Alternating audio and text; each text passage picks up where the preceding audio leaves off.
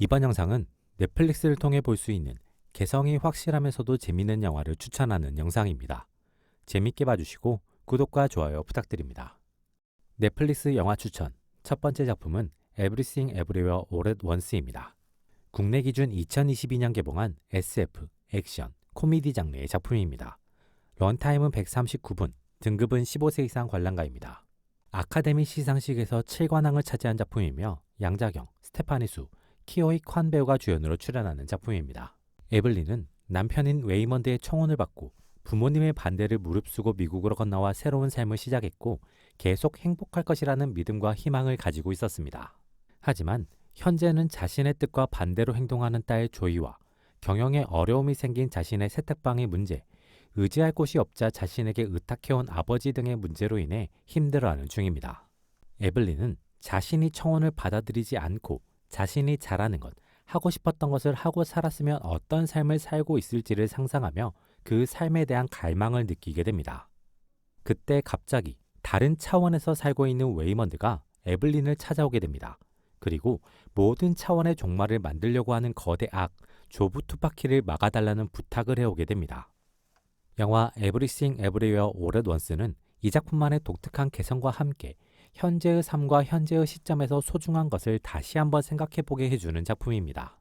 넷플릭스 영화 추천 두 번째 작품은 극한 직업입니다. 국내 기준 2019년 개봉한 수사, 코미디 장르의 작품입니다.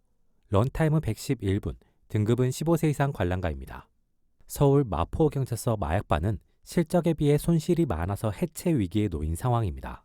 팀장인 고상기는 자신의 후배이지만 자신보다 먼저 승진한 최반장으로부터 마약계의 거물, 이무배에 대한 정보를 받게 됩니다.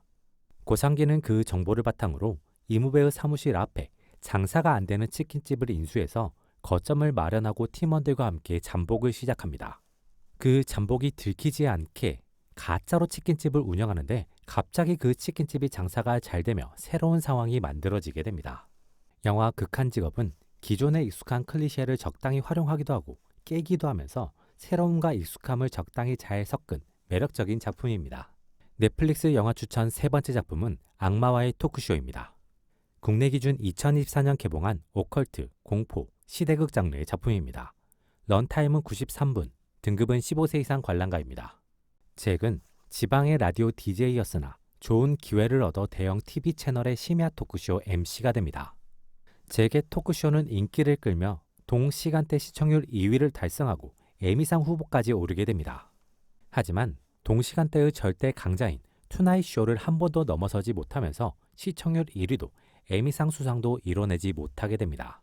그러면서 자연스럽게 잭의 쇼의 시청률은 떨어지게 되고 잭의 쇼는 위기에 처하게 됩니다. 잭은 프로그램과 자신의 자리를 지키기 위해 시청률 반등을 만들어낸 아이템으로 오컬트를 선정하게 됩니다. 그리고 그의 프로그램에는 가짜 영매사를 잡아내는 카마이클과 악마가 씌인 것으로 알려진 소녀 릴리가 출연하게 됩니다. 넷플릭스 영화 추천 네 번째 작품은 나이브스 아웃입니다. 국내 기준 2019년 개봉한 추리, 수사 장르의 작품입니다. 런타임은 130분, 등급은 12세 이상 관람가입니다.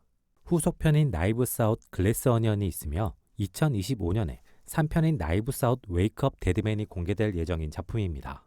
블랑은 유명한 탐정입니다.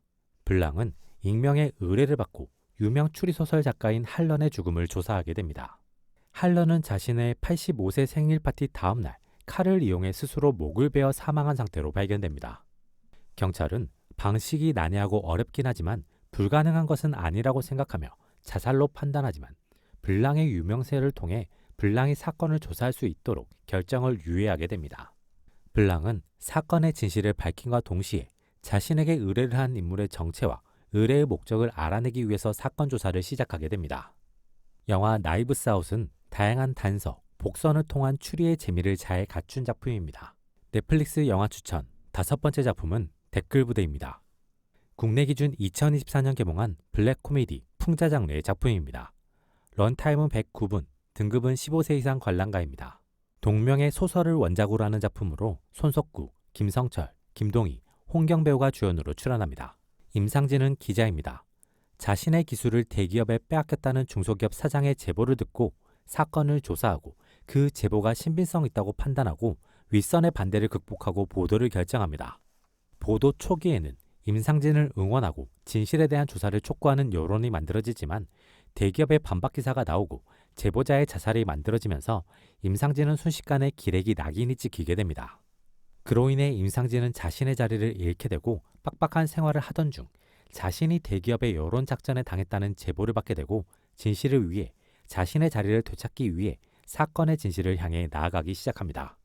영화 댓글 부대는 현실적인 요소와 극적인 요소를 잘 조합해서 이 작품만의 재미와 개성, 메시지를 잘 갖춘 영화입니다. 넷플릭스 영화 추천 6번째 작품은 존 윅입니다.